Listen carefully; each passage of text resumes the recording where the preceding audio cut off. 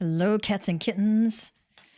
We are back. Had to get some stuff done around the house before I came back to play. You know, that's how it is. And when you're running a family, right? You gotta get everybody dinner. You gotta get stuff taken care of around the house.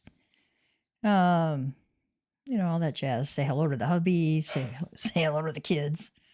They're enjoying Gallivant. If you've never seen that show, by the way, go watch it. It's freaking hilarious. Okay.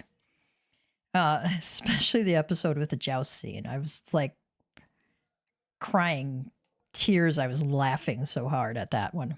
So if you hear a little, singing in the background, it's they're listening to Gallivant and enjoying it very much. All right. Let's see. I'm going to go check in on my summoning bell. Making sure we're live here.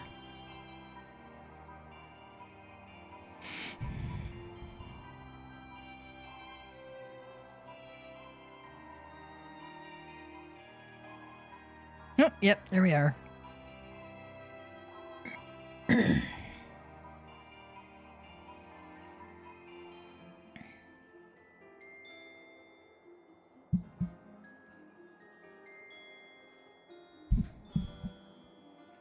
All right.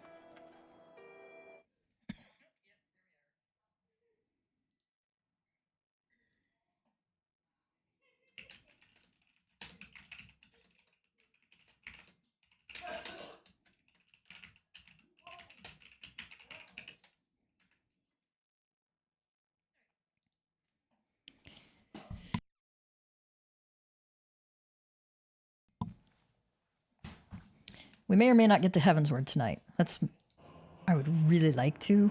Because it's been a long time coming. We're at part 21 in our MSQ. So I would really like to get into the expansions. Heavensward is such a great expansion, too. Really wonderful. Let's send these guys out on their retainer stuff.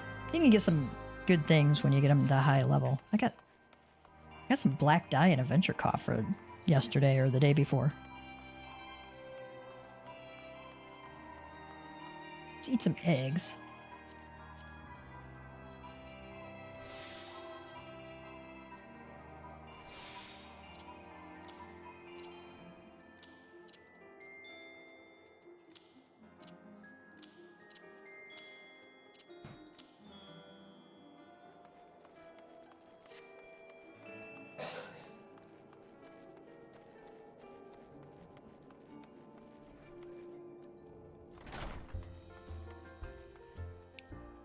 To speak with Minphilia at the Rising Stones, eyes unclouded. The implications of Iceheart's actions are not lost on Alfino, who is eager to discuss them with your colleagues at the Rising Stones. Return with him to Mordona and report to Minphilia.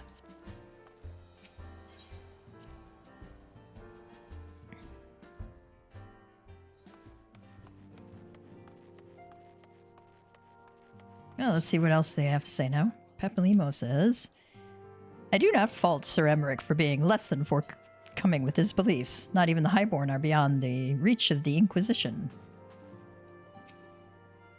True, young leaders can be more amenable to new ideas. Then again, their lack of experience and influence can hinder their ability to enact reforms. Tataru.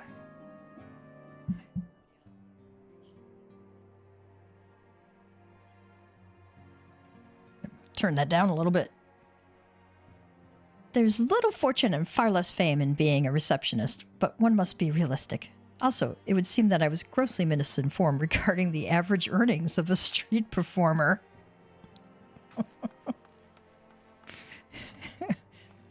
Apparently, juggling didn't do it for her. Forgive me, Gav. I thought I had prepared enough meals for everyone, but the others were most hungry.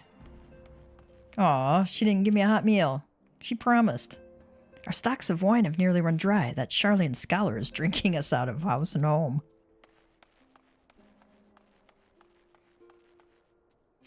Kultane, a sip before practice, a sip after practice, and all too often a sip during practice. I do believe Moonbrita is having quite the bad influence on you.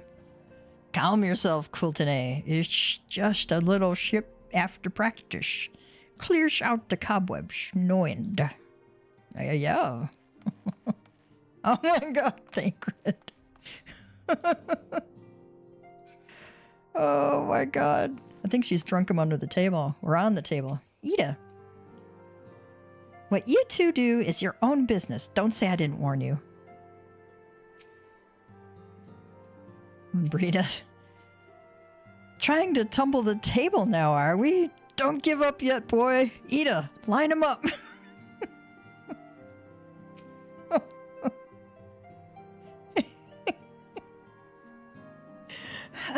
Oh my god. Thancred says, hey, I just gotta say, you're, pretty, you're alright. Wonder what Urianger thinks of all this. Oh dear god. Alright.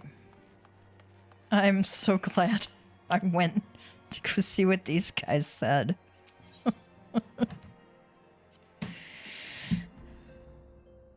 If you're like farther along in the game and you haven't started talking to the NPCs in between these quests, make sure to start doing that because sometimes the comments are hilarious.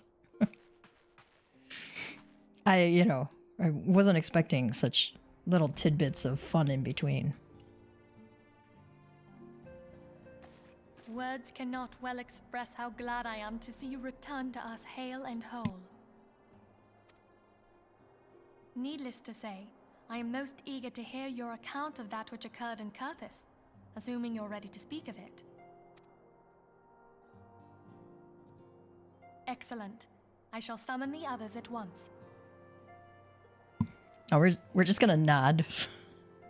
We'll nod. We'll talk for 2 seconds, and everybody will be filled in on a month's worth of stuff.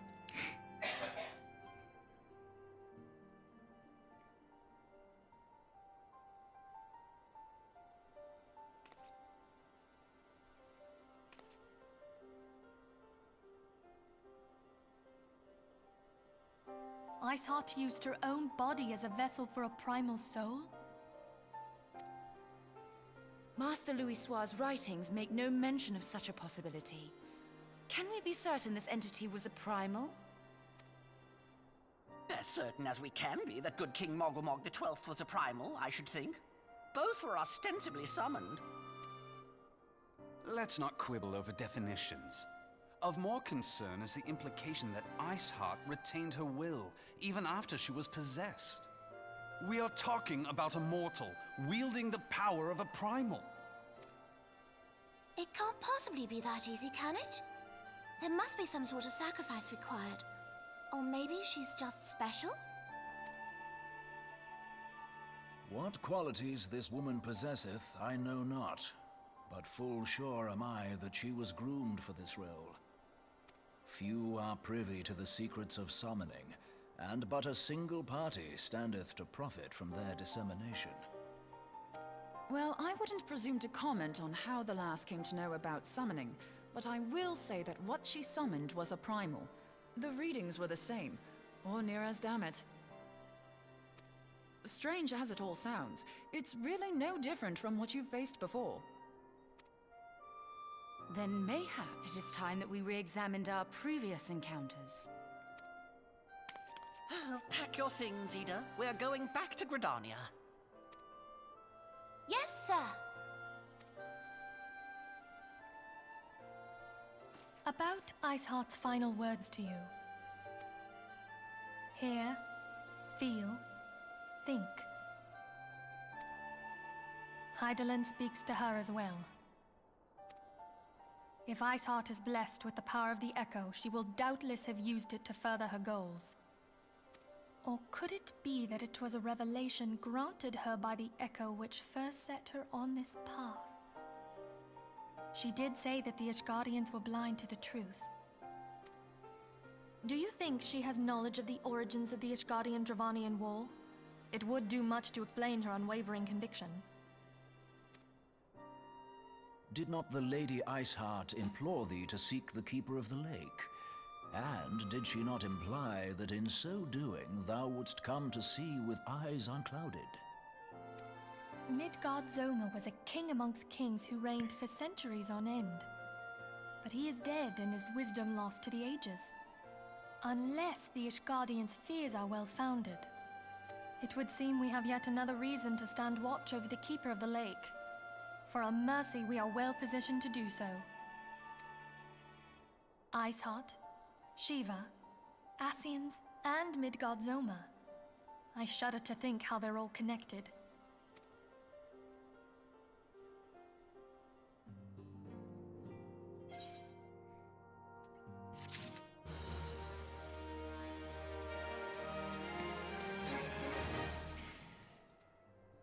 Minfilia would discuss how best to proceed in light of recent developments. I mean to scour the annals for knowledge of Midgard-Zormr. Given his great age, I dare say he appears in more than a few... Do you hear that? The commotion outside. Would you see if aught is amiss? There seemed to be some manner of commotion without. Pray see if aught is amiss. Okay, let's go. Let's go see what the trouble is.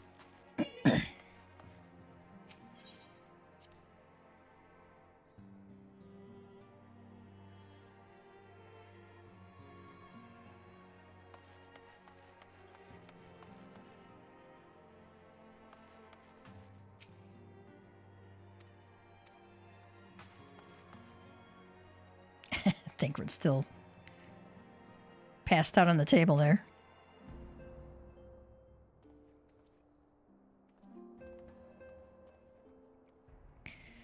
Elfino says, Gyav, 'tis well that you are in hand. We have a problem. Royal has escaped. It happened shortly after the Immortal Flames took her into custody. She had been placed in a dungeon cell ahead of her coming trial, but apparently the accommodation was not to her liking. The turnkey was found slain along with 2 guards. 'Tis plain she received inside help. Citizens report seeing Royal quitting the city via the Gate of Nald with a bloodied spear in her hand. She makes for Castrum Meridianum, I am certain of it. With her fate in Eorzea as good as sealed, what recourse has she but to flee to her imperial masters? Even as we speak, Captain Ilbeard and the First are hot upon Royal's heels. Pray make haste to Camp Blue Frog and join the hunt.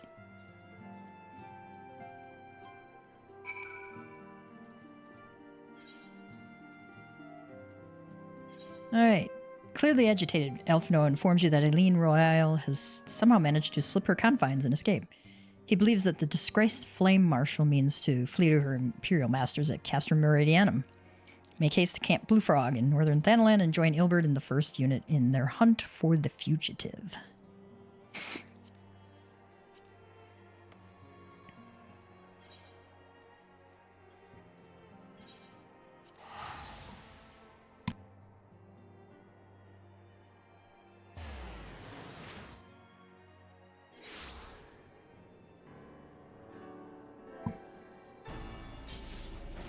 Oops, didn't mean to do that. I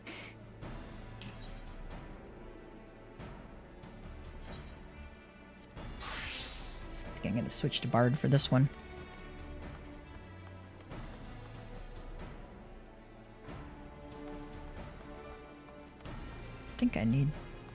I want to repair armor real quick too, if I can find it in this area. Yeah. I don't think there's anybody in this area. Alright, let's not.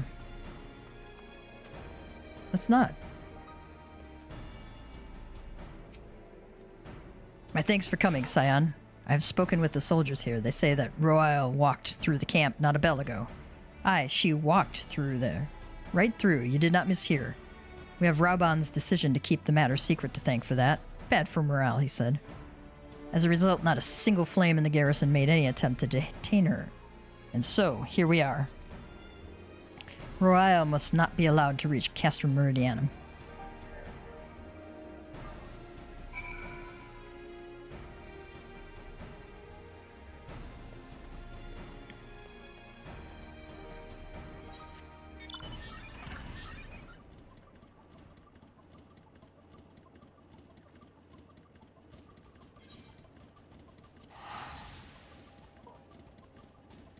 Ah, there we can do repairs.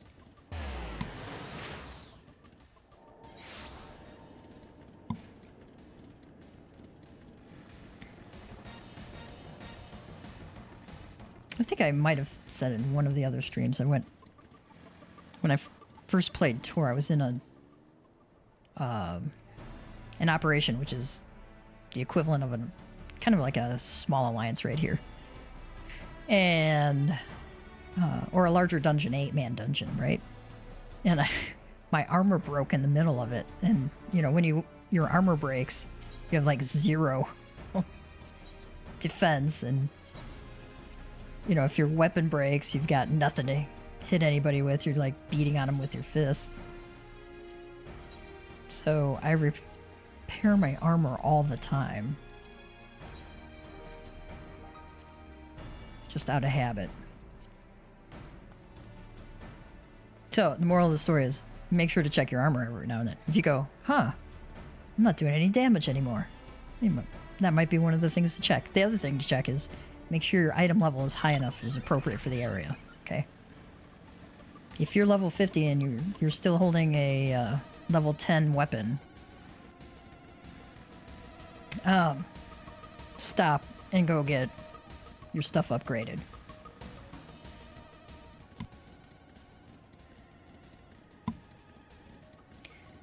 Everybody you go into battle with will thank you. Looks like we have an instance duty here. Yuyuhase. Was that really necessary? I had better be compensated for the additional exertion you caused me. You are above the maximum allowed level. It will be synced as follows. Okay, I'm going to take a quick review.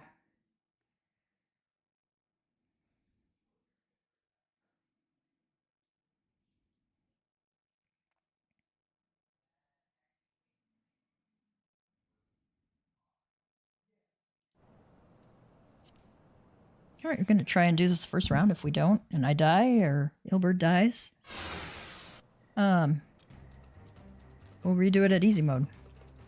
This wretch was with Royal. He threw himself at us that his mistress might escape. She didn't blink when we cut him down, not even when he started screaming. No loyalty even to her own, the god's damned harpy. With me, Scion, we almost have her.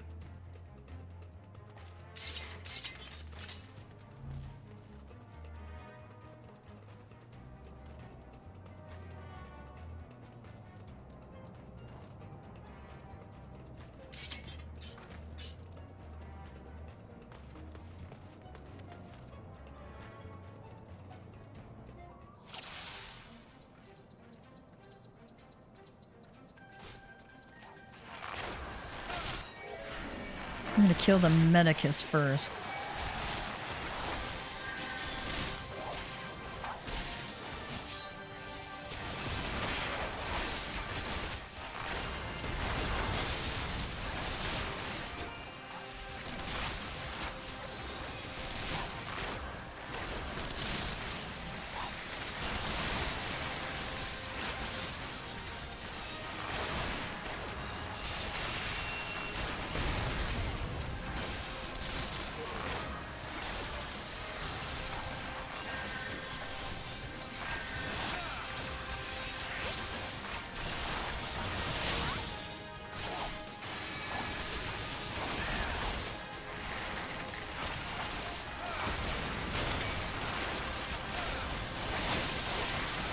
Ah, we gotta get these death claws right away.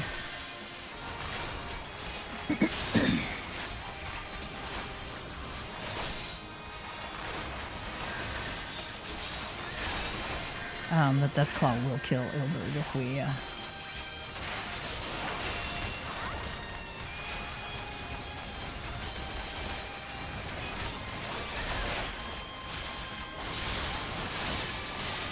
we gotta get the Aqualifer.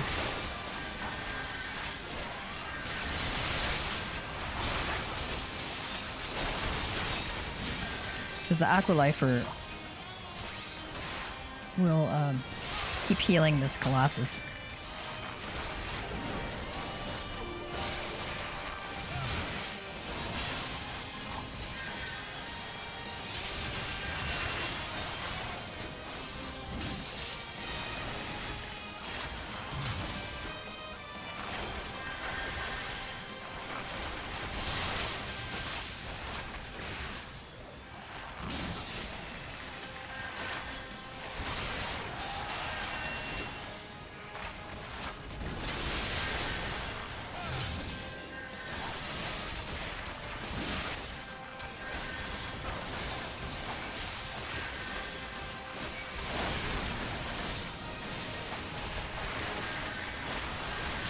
Oh my.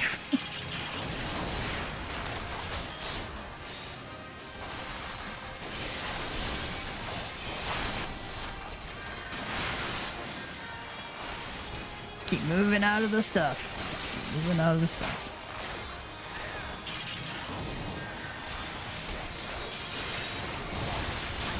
Ah, okay.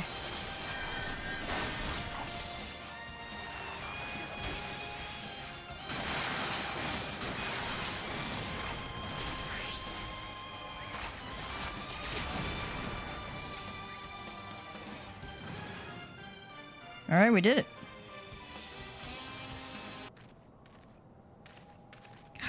Yes, pant. Bind her. Do it tight. Yes, sir.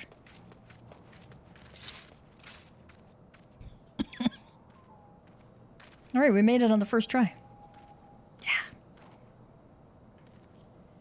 Elfino says, "Good work, men."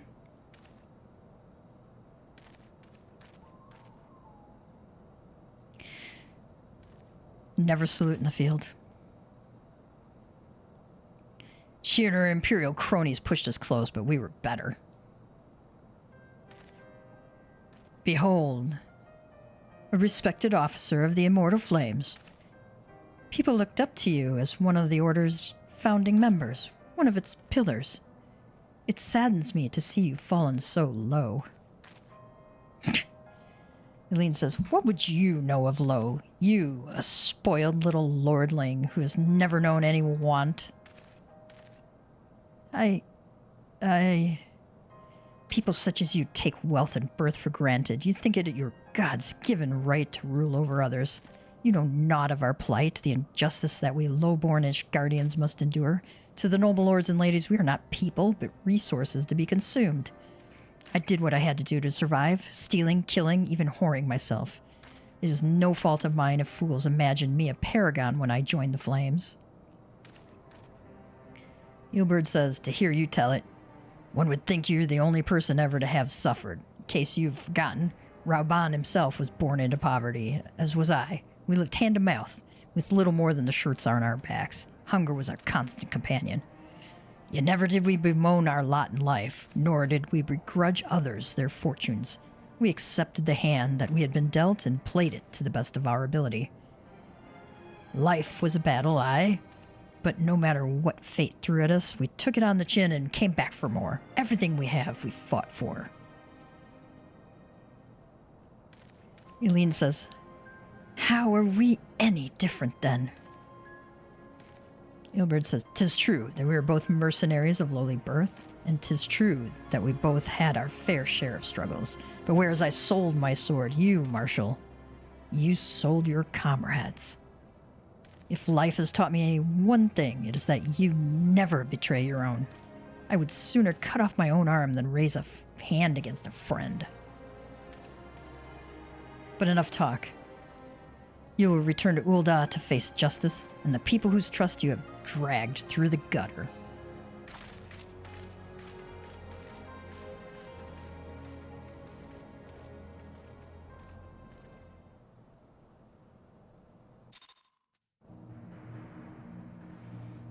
Oh my. I joined the Crystal Braves that I might strike a blow against the Empire. Those who cast their lot with Garlemald should expect no better treatment. All right, Elfino has something to say to us. "Not so much a hint of remorse. 'Tis well that this sordid business is finally at an end. A friend's betrayal cuts deeper than steel. We must hope that we have chosen our own allies more wisely than Rauban chose his. You never know." I have heard. Truly bothersome business.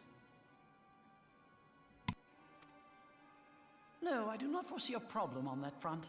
The main concern is Rauban. There is no telling what the brute might do.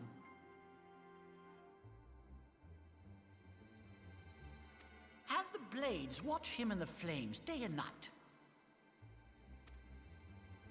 You may leave the Sultana to me. I shall personally attend her grace. Ooh.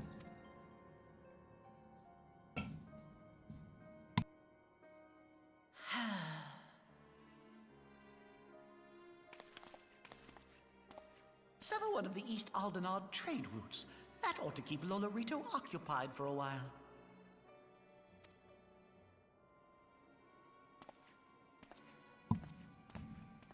Nanamo Unamo. For my sake, pray be a good little sultana to the last.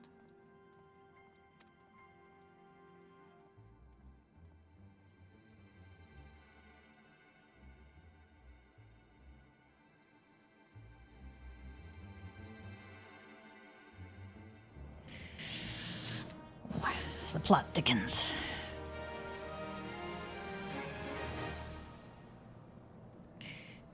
Gilbert says, like Royal, I once made my way as a mercenary, and like her I did more than a few things I'm not proud of, but never once did I betray my own. There are depths to which a man should not sink. Let us cling together. Alfino would ask another favor of you. Captain Ilbert and I have a few questions for the Flame Marshal regarding the circumstances of her miraculous escape. When we have completed our interrogation, we shall take our findings directly to General Rauban. And that shall be the end of it. Your work here is done, my friend. My thanks.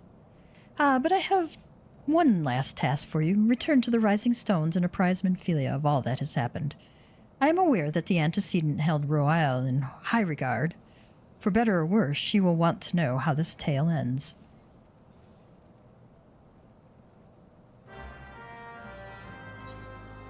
Back to Mordona.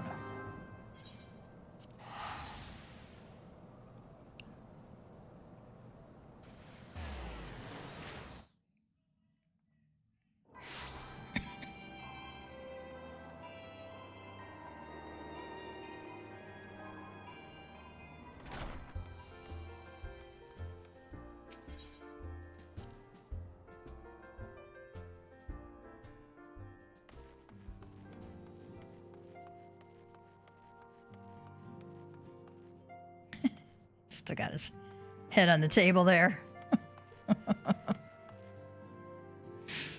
See if we can get a screenshot of this.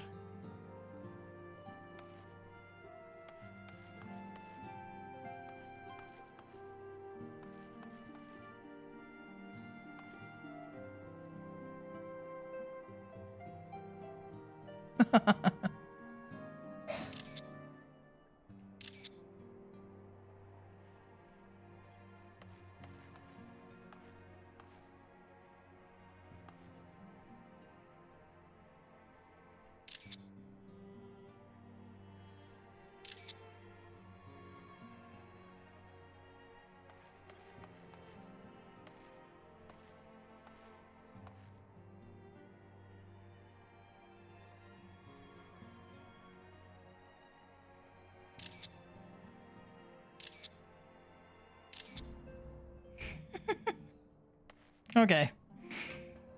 Enough of that. That's too funny.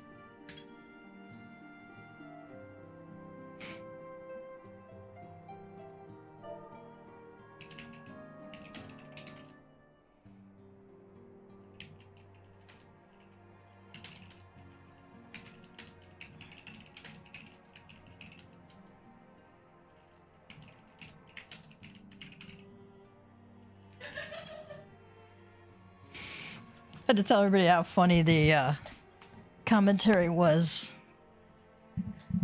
with those characters, just random comments in between.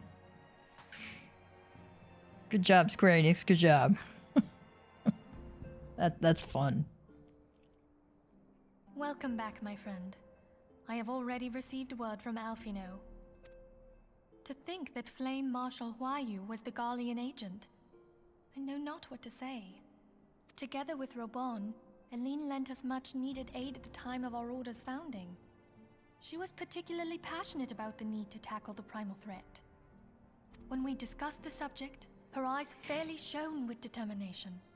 Whatever else she may have been, I choose to believe that it was her true self with whom I spoke then. But now is not the time to dwell on such matters. I mean, that's not so hard to believe, right? Because the Garleans just despise the primals. So I think it's completely in Royale's character to want to kill primals.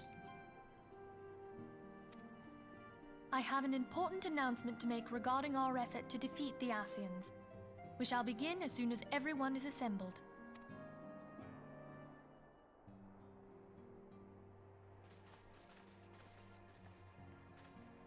My thanks for coming, friends. Moonbreeder, the floor is yours. By now, I'm sure you're all familiar with white auracite, the miraculous material that'll allow us to capture Ascian souls. Back at Snowcloak, we verified its ability to absorb vast amounts of ether. Alas, it leaves something to be desired in the area of stability. The stone can only store ether for a short while before expelling its contents. In addition to auracite's inherent limitations, we must needs be wary of our enemy's strength. Our foe draweth upon an infinite wellspring of power. Even should we succeed in entrapping him, the stone will not long contain his wrath. Meaning that, if we want to kill the swine, we'll have to be quick about it. 'Tis our belief that an Ascian soul may be permanently undone, if smitten by a sufficiently concentrated burst of pure ether. The only trouble is, we can't say for sure how concentrated the burst needs to be. Without knowing how much ether an Ascian soul is composed of, we're basically guessing. Our sole clue lieth in thy struggle with La Habrea. During that encounter, Heidelin bid you forge what she called a Blade of Light, a weapon which took the form of a luminous stream of energy. Based on your description, we believe the blade with which you vanquished your foe was composed of ether. Admittedly, your victory proved ephemeral, as La Habrea was able to use a crystal of darkness to flee into the space that lies between our world and the void. The fact remains, however, that Heidelin placed the means to destroy the Ascians in your hands. Be that as it may, it would be unwise to assume that she will do the same when we next encounter such a foe. Quite so, my lady. We must needs find the means to forge our own blade of ether, one to equal that which Heidelin did benevolently bestow upon her champion. That is all well and good, but it seems to me that producing such a blade will require a prodigious quantity of ether. Whence will it come, pray tell? Oh, what if we had two pieces of white auracite? One to trap the Ascian, and the other to store the ether for the blade. Oh, nice try. But it's as I said, the stone won't hold ether for any length of time. We'd still need to collect the stuff there and then, sorry to say. And therein lies the rub. Finding a way to create the blade whenever and wherever we choose. 'Twould seem more research is in order.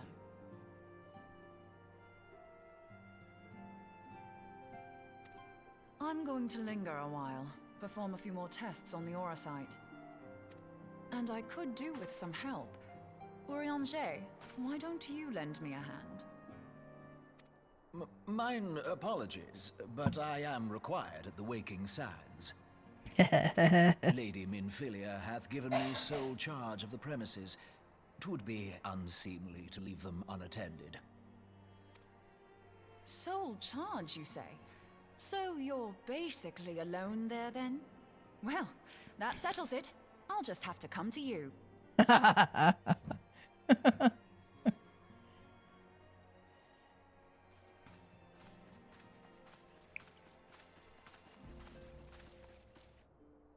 While you were afield, word arrived from the Charlian motherland.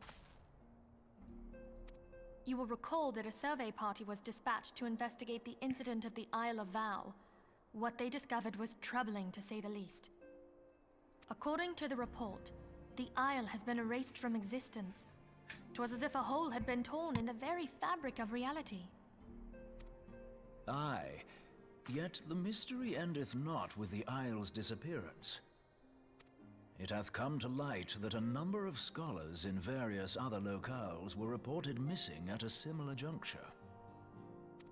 What's more, they all had something in common with the head of the students of Baldessian.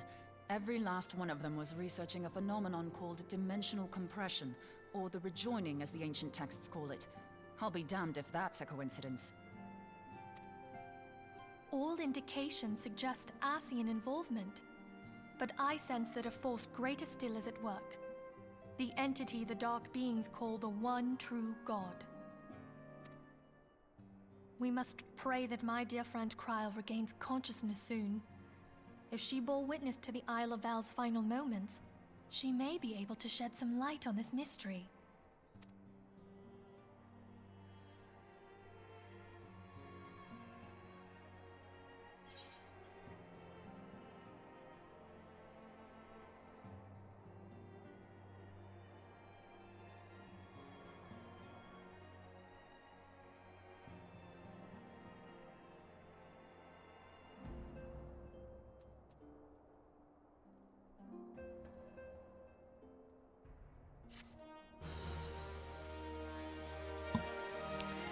So I was saying...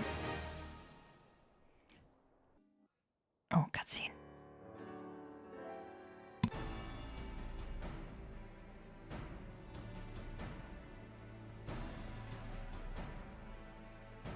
Following the calamity, the forces of the 14th Imperial Legion entrenched themselves in strategic locations across Eorzea. So swiftly did they accomplish this, it was suspected that they had received help. To think that it came from Huayu, my right hand. There is more. We have reason to believe that Huayu didn't deal exclusively with the 14th. She also answered to a higher authority in Garlemald. But this higher authority could not have been the Emperor. By consenting to the Media Project, Solus Zos Galvus showed himself to be more concerned about preventing the spread of primal influence than claiming Eorzea for the Empire. He would happily have seen the lot reduced to ash. We believe a number of high-ranking figures within the royal household were against the decision, but that they knew better than to oppose the Emperor openly. Of course, this didn't prevent them from making clandestine provisions, in which Huayu played a part. Alas, these provisions did not prevent Dalamud from falling, and the ensuing chaos changed the face of the realm forever. Yet Eorzea survived. To all intents and purposes, the Meteor Project had failed, and the Empire was left to rue its lack of a decisive means to eliminate the primals. Until, that is, it stumbled upon the Ultima weapon. Even before the accursed thing was dug up, it seemed to me the 14th had the might to overwhelm our weakened armies. Yet they chose to hide behind their walls. Why?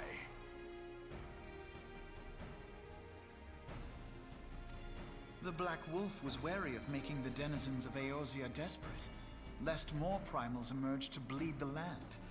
The discovery of the Ultima weapon, however, emboldened him to resume his war of conquest in earnest. But there was one in Garlemald who believed that Van Belsar's actions were premature. One who stood higher in the Imperial Army's chain of command.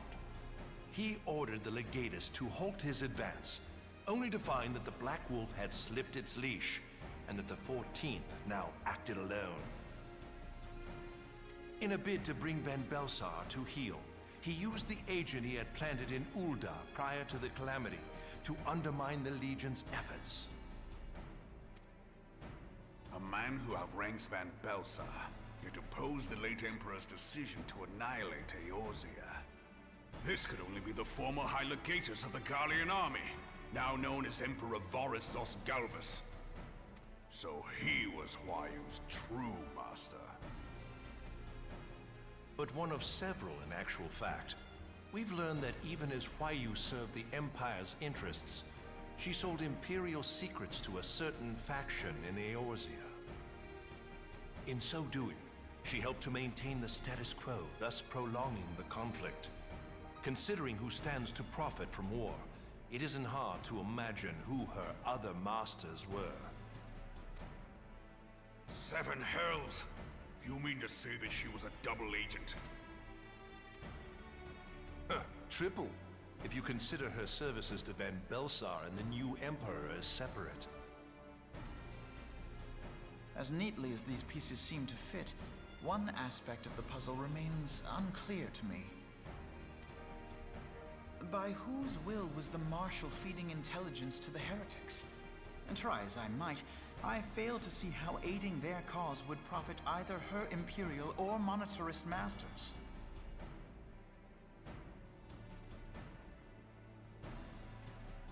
Could it be that another hand is at work here? If so, Huayu must be made to reveal whose it is.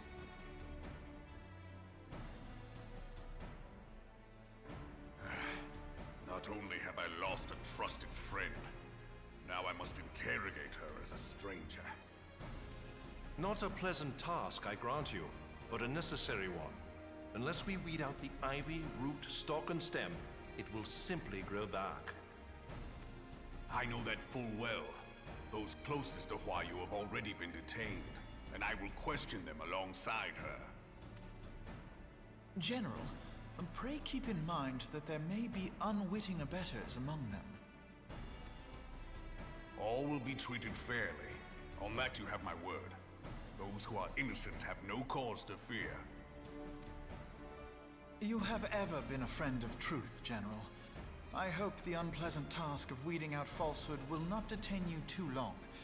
Though it be for the sake of Eorzea, doubting one's comrades is poison to the soul. And with that, I take my leave.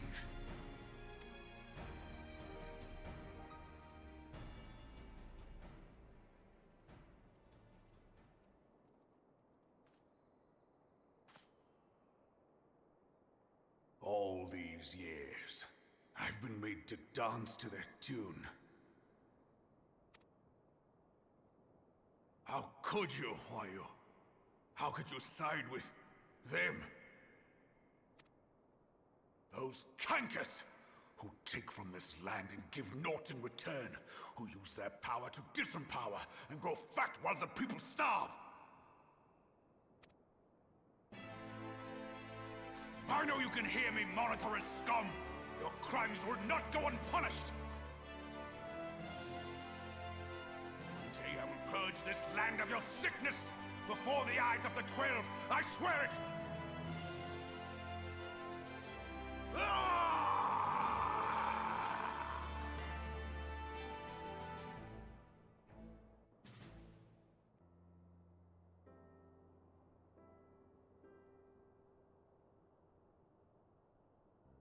I shall have no further need of you this day. Your Grace.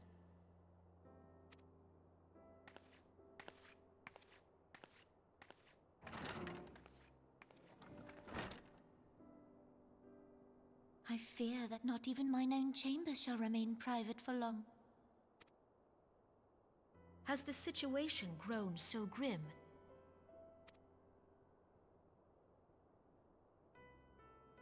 Ever since he proposed the Cartiner Reclamation Bill, Teleji Adeleji has risen to greater prominence upon the backs of impoverished refugees. The Monetarists were ever united in their pursuit of profit, but the man's actions have torn a rift in their ranks. They snap at each other as rabid dogs. Yet now is not the time to be bickering among ourselves. If this bickering is a threat to law and order, might you not have grounds to dissolve the Syndicate? Would that the solution were so simple, Admiral. Alas, my moving to dissolve the Syndicate is certain to spark outrage among the influential merchant class, whom the Cabal represents. This would serve to exacerbate the current unrest, and peace would slip still further away. Be they rich or poor, natives or refugees, all who reside in Ul'dah have a right to pursue happiness.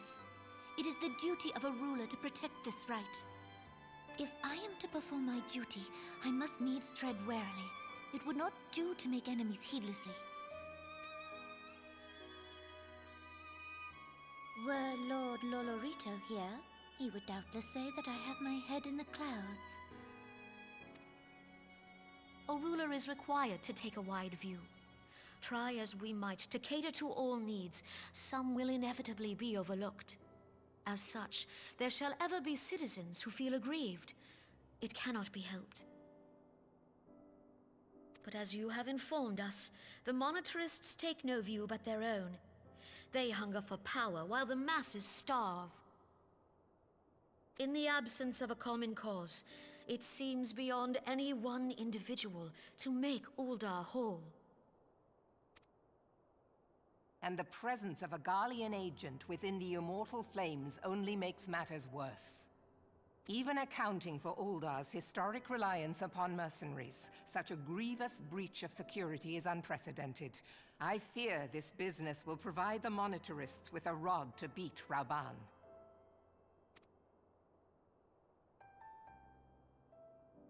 Eorzea can ill afford for the Immortal Flames to be dampened now. Ere long, the Garleans will turn their ravenous gaze toward our lands once more. If we are to resist their might, our nations must stand together. Yet for this to happen, our nations must be whole. Cannot be done to improve the situation in Ul'dah. The true wealth of Ul'dah lies in the health, happiness, and hopes of her citizens.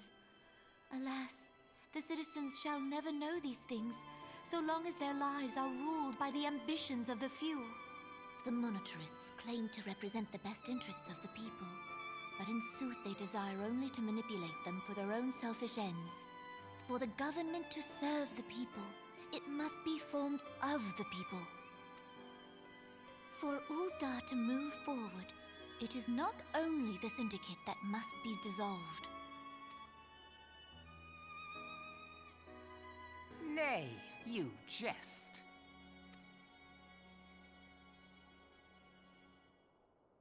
My friends, it was for no other reason than to make known to you mine intent that I requested your presence here.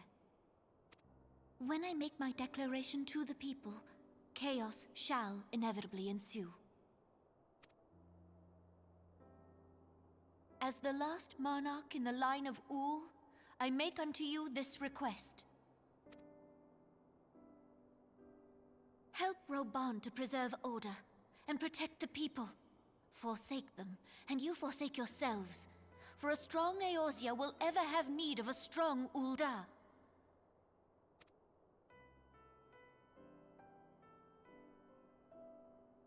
Your Grace, are you certain of this? There is no other way.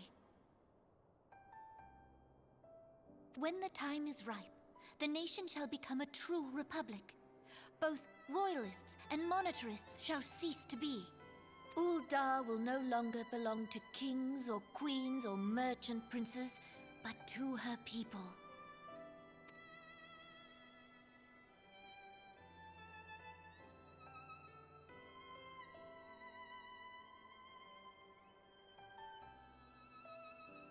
Rauban, forgive me for casting aside all that you have toiled for in my name. Beyond this gesture, I am powerless to help my subjects.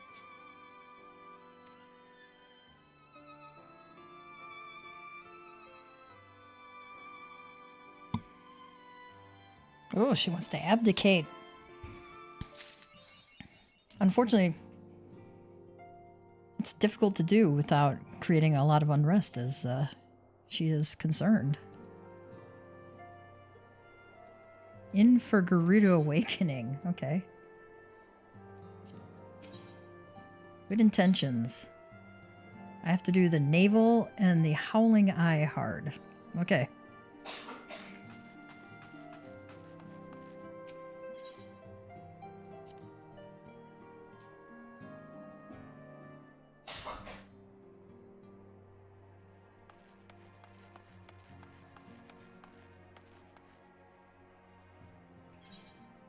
Let's queue up for him.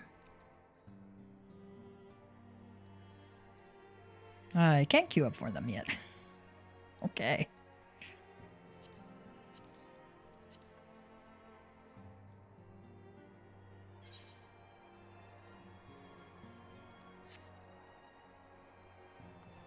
What does Ryol have to say? Lots of new faces came in from all over to join the Crystal Braves. We're glad for the help, of course, but it's still a right pain in the arse training them up. Okay. All right.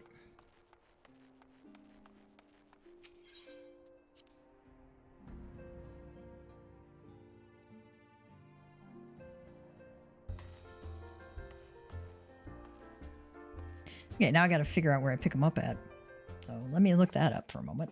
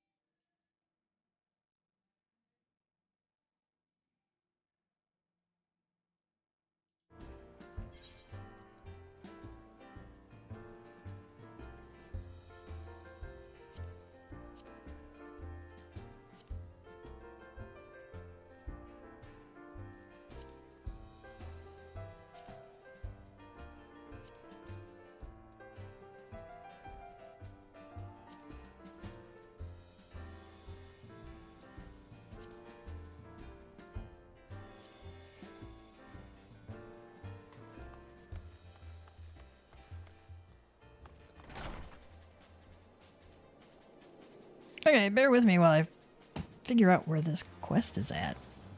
Okay.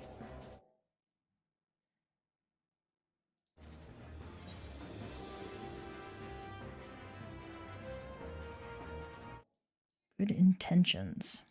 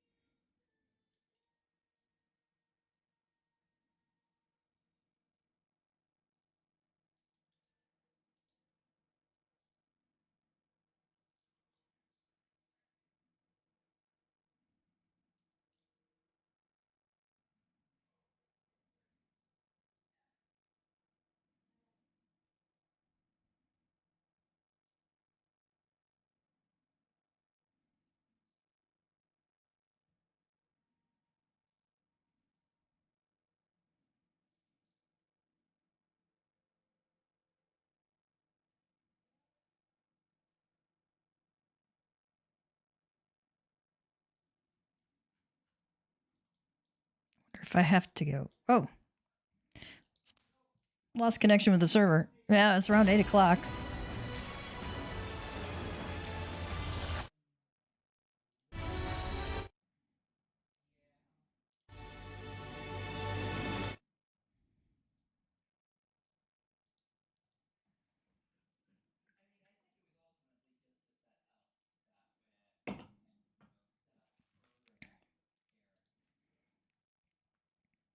Alright, bear with me, peeps.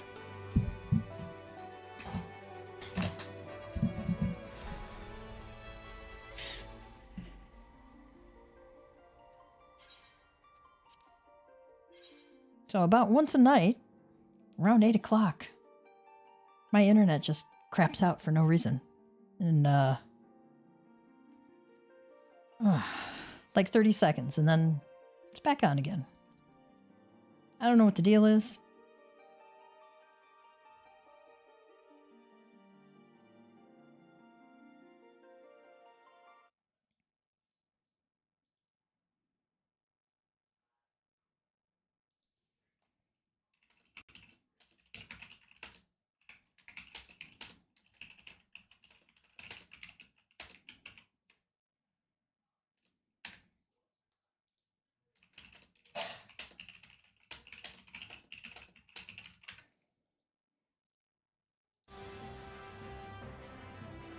Right, so I have to do these two hard mode trials. And I cannot remember for the life of me where to pick them up, but I think I get them from Urianger.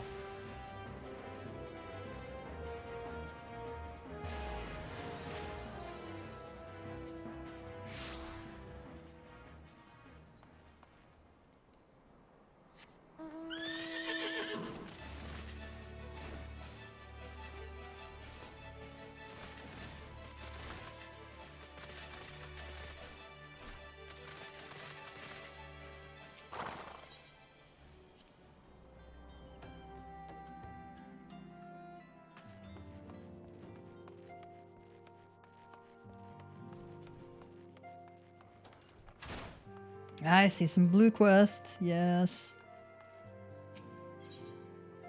Papalymo would have you vanquish Garuda, who has returned stronger and bloodthirstier than before. Ah, Cav, I hear you have triumphed over Ifrit, of course. This is no less a feat than I would expect of a warrior of light, but well done all the same. Now I full had a mind to crack open a bottle of 1547 Bacchus. Oh my god, he has a 1547 Bacchus. It's like the only bottle left in the place. But the celebration must keep. Garuda, I am afraid to say, has also returned. As you well know, Garuda's appetite for destruction far exceeds that of other primals. Not to dishearten you, but in her latest incarnation, that appetite has become nigh insatiable. In the short time since her return, she has already wreaked tremendous havoc. You must send her back to the ether before she can do any more damage. In the meantime, Ida and I shall assist the Order of the Twin Adder in their recovery effort. When you previously faced Garuda, 'twas the Enterprise that bore you through the storm that shielded her domain. Well, that storm is as a spring breeze. Besides what she has raised this time, no airship could hope to penetrate it. And so we must count ourselves fortunate that the Order of the Twin Adder chanced to discover a beastman aetherite leading to the Howling Eye. Before you do aught else, I suggest you pay a visit to the Adder's Nest and have words with Commander Ulua. He will be able to tell you about the said aetherite, among other things. Make no mistake, the Lady of the Vortex will prove a formidable opponent, but I believe that you can weather the storm. May the 12 keep you safe. So I have to do these two before I can progress through the quest, so let's see. Whirl of Time and Drop Dead Shiva. When Urianger appears pensive, you can be sure another primal problem looms on the horizon. The Lord of the Worlds, slain at thy hand. 'Twas a deed both heroic and historic, a tale to be told down the ages.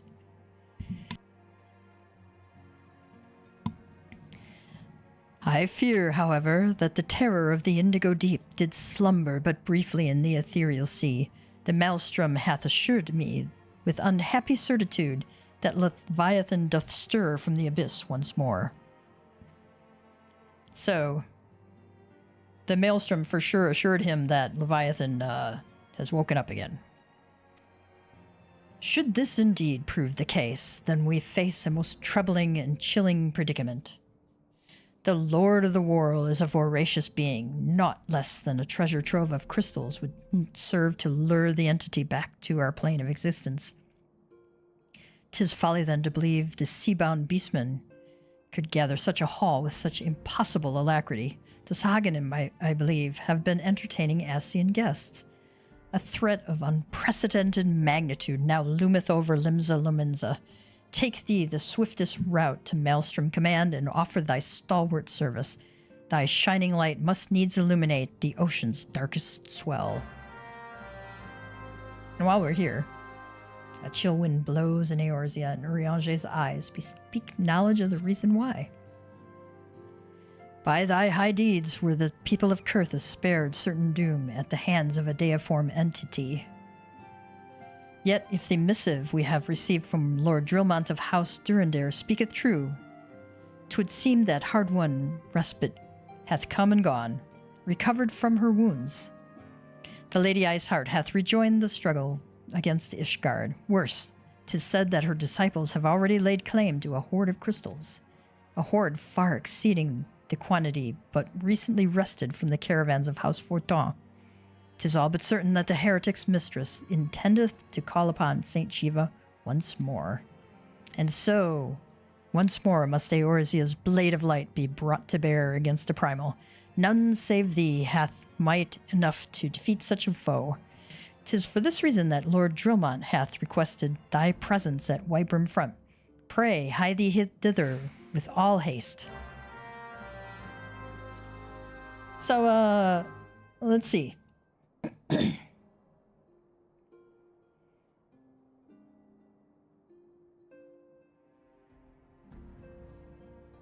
All right.